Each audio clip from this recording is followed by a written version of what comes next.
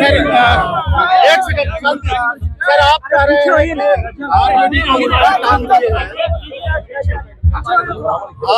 कि आरजेडी को उल्टा टांग दिए हैं, जबकि तेजस्वी कह रहे हैं कि उपचुनाव में ही नहीं 25 में भी हम जीतेंगे और गरीबों की सरकार बनाएंगे।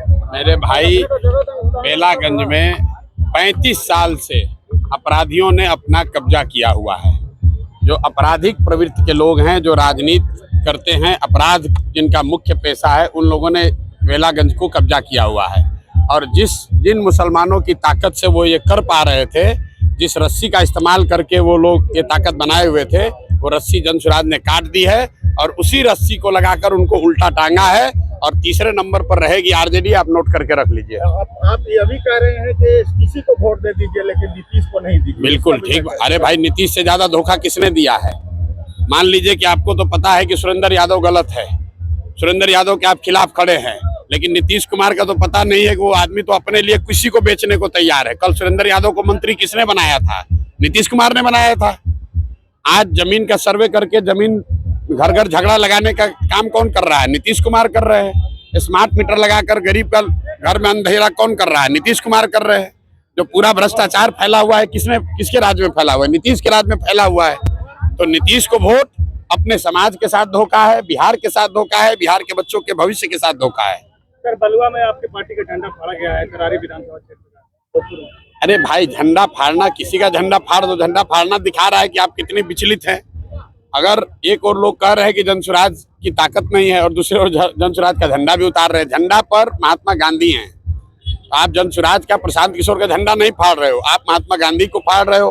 तो दिखाता है कि आपकी प्रवृत्ति क्या है, आपका संस्कार क्या है, आपका कार्यकलाप क्या है। मांझी जी ने कहा है कि परिवारवाद की परिभाषा प्रशांत जी को अच्छे से नहीं आता है, ये लालू जी करते, हम नहीं करते। मेरे भाई, ऐसा है, अब मांझी जी की इतनी नहीं ताकत है कि मांझी जी से हमको सीखना है कि किस चीज का परिभाषा क्या है। मांझी जी खुद मंत्री हैं, उनका लड़का मंत्री है, उनकी पतोह चुनाव लड़ रही है। अगर ये परिवारवाद नहीं है तो परिवारवाद का नया डेफिनेशन, नया परिभाषा मांझी जी लिखे हैं तो जारी कर दें, वेबस्टर वगैरह में वो सब पब्लिश हो जाए।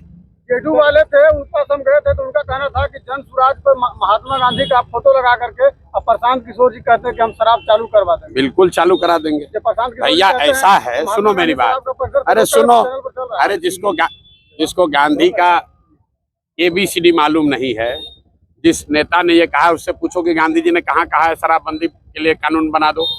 अगर गांधी जी कहते कि कानून बनाकर शराबबंदी कर दो तो देश जब आजाद हुआ तो पूरे देश में शराबबंदी लागू हो गया रहता।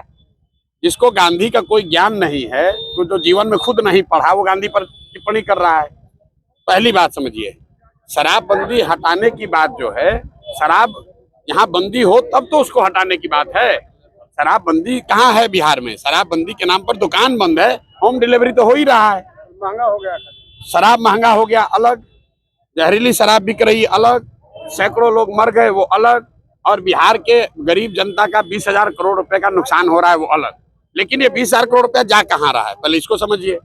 20,000 करोड़ रुपया जा रहा है बिहार के भ्रष्ट अधिकारियों के पास, अधिकारियों से जुड़े राजनेताओं के पास। तो जिनकी राजनीति, जिनका दलाली, जिनका शराब माफिया के पैसे से जिनका काम चल रहा है, वो तो चाहेगा ही कि शराबबंदी के नाम पर ये ढकोसला चलता रहे। कहाँ पर शराबबंदी है? हर गांव में तो शराब बिक रहा है।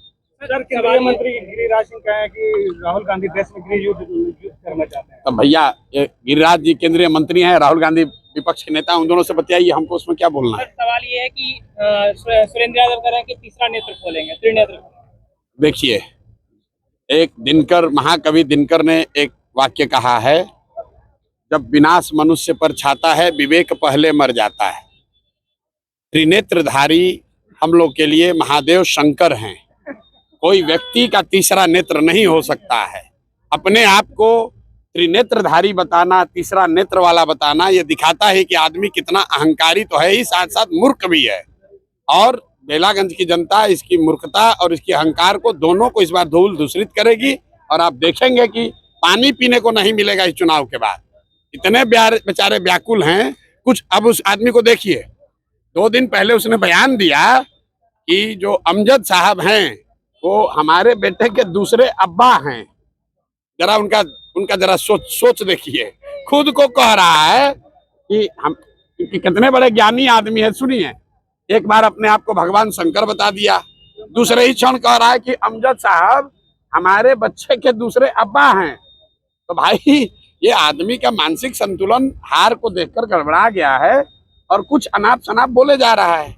चलिए।